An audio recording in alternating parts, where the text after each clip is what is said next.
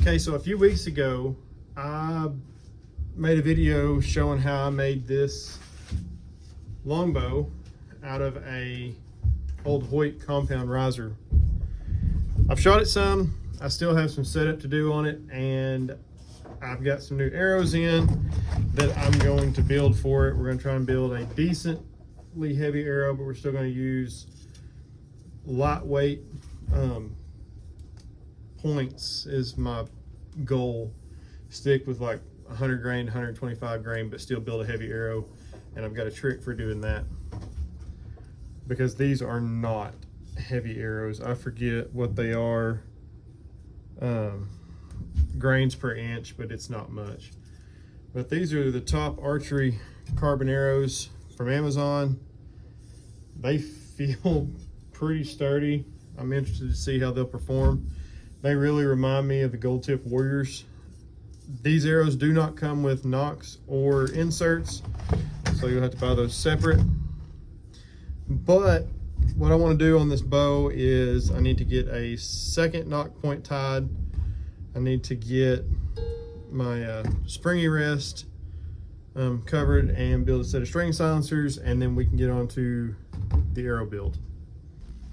First thing I want to do is I want to try to get this spring quietened down some, because the arrow coming off that, it makes some noise. So what I've got here is just some 90-pound or 95-pound paracord. You can pick it up at any Hobby Lobby, and I'm just going to slowly kind of like Chinese finger trap it. It's the only way I know how to say it. I'm going to push it down a little bit, and I'm going to kind of try to rotate it and try to get it just to go just as far around as I can. Feels like that's it. So we got, I'm going to pull back a little bit, try to take any slack out of it. It's there.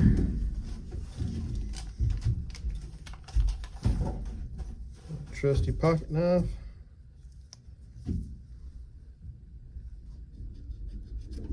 Trim that off. Away the excess. I'm going to take a cigarette lighter and just melt the end closed. And I'm going to take the rest and just kind of give it a once over. And this helps kind of shrink and harden everything up just a little bit. I don't want to burn it, I just want to heat it up. And it kind of stiffens everything and almost shrink wraps it to that spring.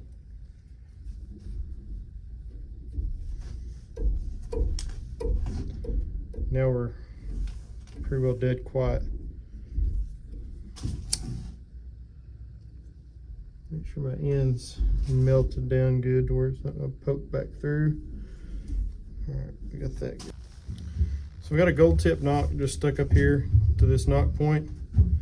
It want to take me about, I don't know, 6-8 inches of the same serving I served my string with. You can use whatever serving you've got. And I'm going to put this on here. You can see how one tail is a lot longer than the other. So I'm going to lay my loop up towards my nock.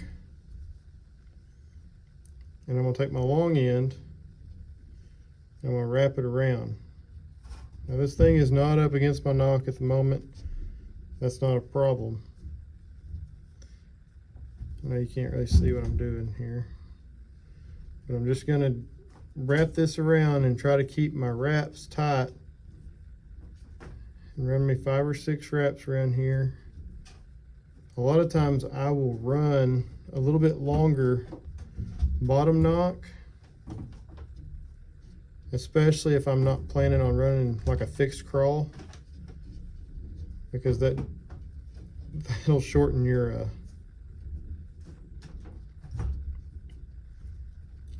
point on by, you know, a few inches, just adding a couple extra wraps to your nock on that bottom nock. I want to leave a little bit of room to where that arrow or that nock can wiggle a little bit, but I don't want it to be able to slide around a whole lot. So about maybe a 1/16 of an inch. I'll let it slide. I'm gonna cinch it down.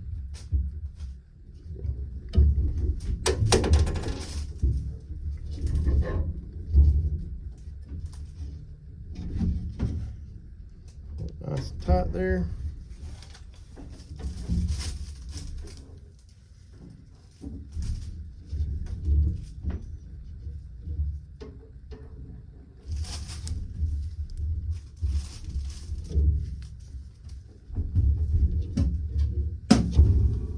Trim both ends.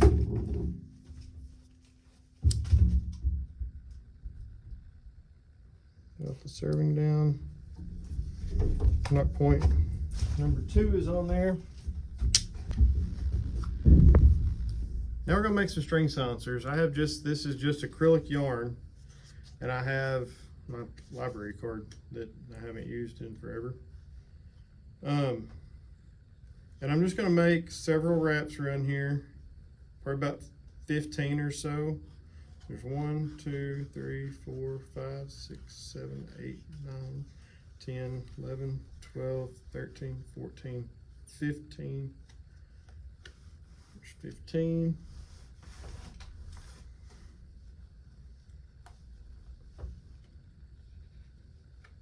Cut our yarn off. Cut me enough I can tie with. Now I'm just going to slip this off the card.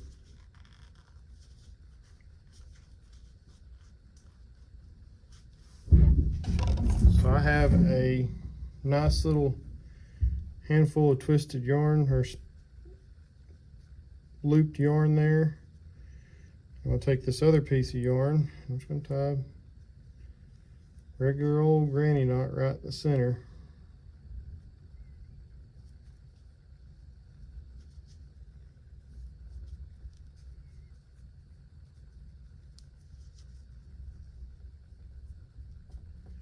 We'll make another one that looks just like that. I'll show you how to install them. First thing I've got to do is unstring the bow. So I got my bow unstrung, and I'm going to come down here, come up maybe 10 inches from my string groove. I'm going to simply just slide that in between 2 sections of string. This is a Flemish twist string, so that's not an issue figuring out where to put them. If it's an endless loop, you can still do it the same way. You just have to kind of divide the string evenly. I'll do the same thing on the other end. Now string the bow back up.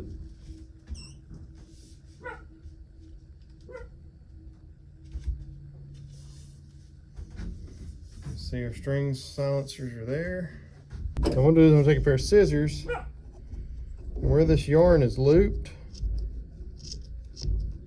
of course these scissors are not the best for this. These are great for snipping my leather stitching thread, but cutting yarn's a little different. You cut the loops,